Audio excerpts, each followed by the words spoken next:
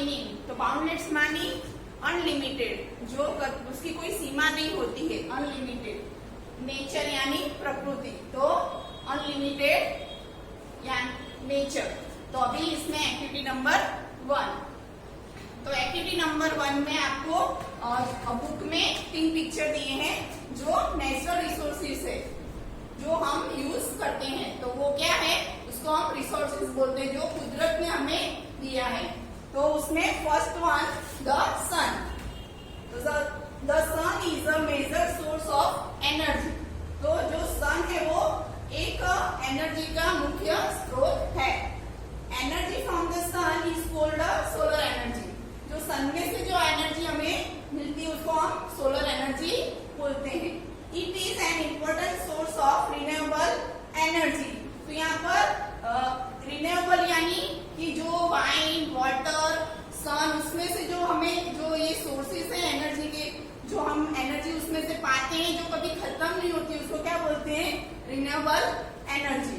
तो it is an important source of renewable energy. तो सन है ऐसी रिन्यूएबल एनर्जी का एक स्रोत है।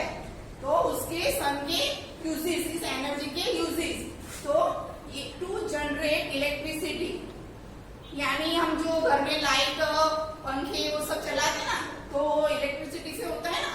तो ये उसका फर्स्ट यूजेस है to generate electricity.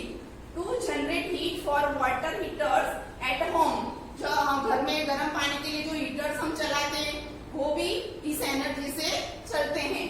For cooking, तो खाना पकाने के लिए सोलर कुकर का यूज करते हैं ना, तो वो भी ये सन से एनर्जी मिलती है, उससे चलते हैं। हेलो स्टूडेंट्स, हमने पहले नेचुरल रिसोर्सेज सन के बारे में पढ़ा। अभी हम सेकंड नंबर वाइंड के बारे में पढ़ेंगे। तो second number wind. Wind is also very important source of renewable energy. तो जो ये वाइंड है वो भी एक इम्पोर्टेंट सोर्स है रिन्यूएबल एनर्जी का। There are large wind farms which have many wind mill to generate wind energy. तो बहुत सारे वाइंड फार्म होते हैं जहाँ से जो वाइंड मिल जनरेट करती है वाइंड एनर्जी को, और we use wind energy to generate electricity. जो वाइंड एनर्जी है वो इलेक्ट्रिसिटी प्रोड्यूस करने में, जनरेट करने में उसका यूज होता है। तो ये वाइंड जो रिसोर्सेस है उसका इस 3 यूजेस है। अभी थर्ड नंबर रिसोर्सेस वाटर। तो water energy is also an important source of renewable energy. तो जो वाटर है वो भी इम्पोर्टेंट है, सोर्स है रिन्यूएबल एनर्जी का। Large dams are work to store water which is used for drinking, irrigation and also for generation of electricity. तो बड़े बड़े डैम बनाए जाते हैं जो वाटर को स्टोर करते हैं और उसका यूज पीने लायक पानी में, फिर इरिगेशन, जो हम खेतों में सिंचाई योजना होती है ना, सिंचाई में, and also for generation of electricity, और इलेक्ट्रिसिटी जनरेट करने में वाटर का यूज होता है। Hello students, activity number 2, unit 1 की activity number 2, the story of N orange. तो यहाँ पर मैं पैराग्राफ पढ़ूंगी और आपको एक्सप्लेन करूंगी। Nobody knows exactly from where the orange come. Thought Southeast Asia is thought to be its first home. कोई नहीं जानता कि ऑरेंज एक फ्रूट है, वो कहाँ से आया है। तो ऐसा माना जाता है कि साउथ ईस्ट एशिया उसका पहला होम है, यानी वहां पे देखने को मिला था। But today is the grown in most of the warmer parts of the world. और आज के डेट में अभी ये जो ऑरेंज है वो वार्मर पार्ट्स यानी गर्म प्रदेश है, वहां पर दुनिया के जो गर्म प्रदेश है वहां पर उगाया जाता है।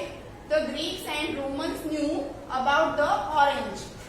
ग्रीक्स और रोमन्स जो पीपल थे ना वहां के, वो जानते थे ऑरेंज के बारे में। It is possible that the orange was carried from India to western Asia and then to Europe. तो ऐसा माना जाता है कि ऑरेंज इंडिया में वेस्टर्न एशिया और यूरोप से आया है। Today the orange is the most important fresh fruit in international trade. तो यहाँ पर ट्रेड मानी बिजनेस। तो अभी जो ये ऑरेंज है वो फ्रेश फ्रूट माना जाता है इंटरनेशनल ट्रेड में, यानी अंतरराष्ट्रीय एक देश में से दूसरे देश में, एक कंट्री से दूसरी कंट्री में जो चीजें हम भेजते हैं ना, तो एक्सपोर्ट इंपोर्ट करते हैं, तो वो क्या है, इंटरनेशनल ट्रेड यानी व्यापार, बिजनेस। तो इसका बिजनेस इंटरनेशनल लेवल पर हो रहा है। The 3 chief kinds of oranges are, तो ऑरेंजेस के चीफ 3 काइंड्स से 3 टाइप के ऑरेंजेस होते हैं। The sweet or common oranges, the mandarin orange and the sour or bitter orange. तो फर्स्ट है स्वीट और कॉमन ऑरेंज, जो स्वीट मीठा वाला ऑरेंज, जो कॉमनली हम जो ऑरेंज यूज खाते हैं वो। द मैंडेरिन ऑरेंज, और दूसरा है Mandarin, and the sour or bitter orange. तो सॉर मानी खट्टा और थोड़ा सा कड़वा orange. Of this the sweet orange is the most important. तो इन सब में जो स्वीट ऑरेंज है ना, जो हम यूज करते हैं, वो मोस्ट इम्पोर्टेंट ऑरेंज है। It is after 3 years that the tree bears fruits। तो जो ऑरेंज का जो पौधा होता है ना, जो हम लगाते हैं, तो उसमें 3 साल के बाद वहां उसमें ऑरेंजेस आते हैं।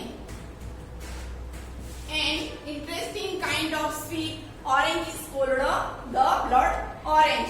तो एक interesting kind of sweet orange को हम क्या ब्लड ऑरेंज कहते हैं। उसका एक इंटरेस्टिंग काइंड है ऑरेंज का। Its pulp is deep red in colour and it is grown in the mandarin region.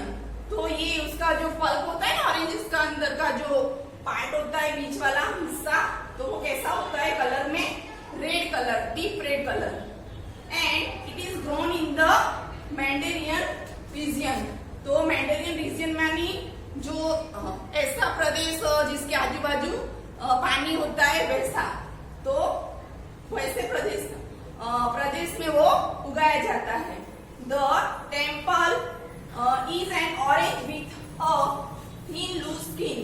तो टेम्पल यहाँ पे जो हम मंदिर में वर्शिपिंग का नहीं, पर जो द टेम्पल यानी एक प्रकार का orange, is an orange with a thin loose skin, जिसकी जो स्किन होती है ना वो थिन और लूज होती है। It is a mixture of the Mandarin and the sweet orange. हमने देखा ना आगे कि 3 टाइप के ऑरेंज होते हैं, तो उसमें जो ये टेम्पल ऑरेंज यानी एक ऑरेंज है, वो दोनों का मिक्सचर होता है, मैंडेरिन और स्वीट ऑरेंज का। चलो अभी नेक्स्ट एक्टिविटी 2 में next paragraph. The sour orange is grown almost everywhere, especially in Spain। तो sour orange ये खट्टा वाला ऑरेंज है ना, स्पेशली सभी जगह पर उगाया जाता है और स्पेशली स्पेन में। The chief use of this orange is to make marmalade। तो जो इसका जो मेन चीफ मानी मेन यूज, जो एक खट्टा वाला ऑरेंज है ना वो खा नहीं सकते, तो उसका यूज होता है मार्मलेड यानी एक डिश बनाने में, जो हम जाम खाते हैं ना वैसी जैम बनाने में यूज होता है। सिंस इज टू बिटर और to be eaten as a fruit. तो ये थोड़ा कड़वा भी होता है, तो इसका मोस्टली चीफ यूज मार्मलेड बनाने में यूज होता है, यानी जो जाम आप बच्चे सब घर पे खाते हो ना वैसा। The orange is a clean fruit. Orange कैसा फ्रूट है, एकदम क्लीन फ्रूट है।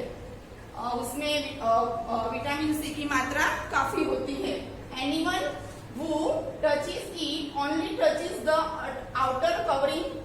जो भी उसको टच करता है ऑरेंज के फ्रूट को, तो उसका जो आउटर कवर है ना उसको ही टच कर पाता है। which can be easily peeled off। जो इजीली peeled off मानी उसका जो छिलका है ना हम इजीली निकाल सकते हैं। the thick oily and bitter skin does not allow insect to get into the orange। तो जो ऑरेंज का ऊपर वाला जो कवर है ना वो कैसा होता है, थिक, ऑयली एंड बिटर।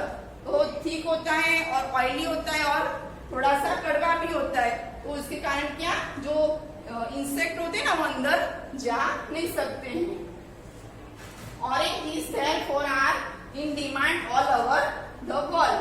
तो इसीलिए जो ये ऑरेंज इसका और डिमांड है ना पूरी दुनिया में बहुत सारा है, वो पूरी दुनिया में उसकी डिमांड काफी है। तो हमने जो ये एक्टिविटी 2 का जो एक्टिविटी 2 पढ़ी ना, उसके जो कीवर्ड्स है वो यहाँ पर मैंने लिखे हैं। तो आपको ये कीवर्ड जो हार्ड वर्ड्स है वो नोट में राइट डाउन करने हैं और लर्न करने, ये आपका होमवर्क है। Thank you.